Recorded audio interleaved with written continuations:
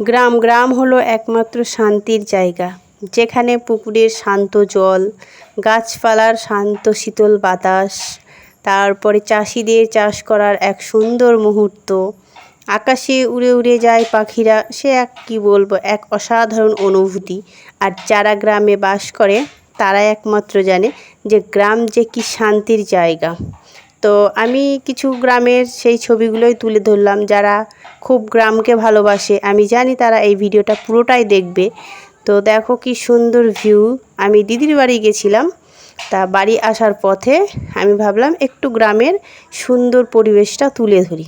তো কার কার গ্রাম ভালো লাগে অবশ্যই কমেন্ট করবে। কিন্তু আমার তো গ্রাম ভালো লাগে, শহরও ভালো লাগে, দুটোই ভালো লাগে।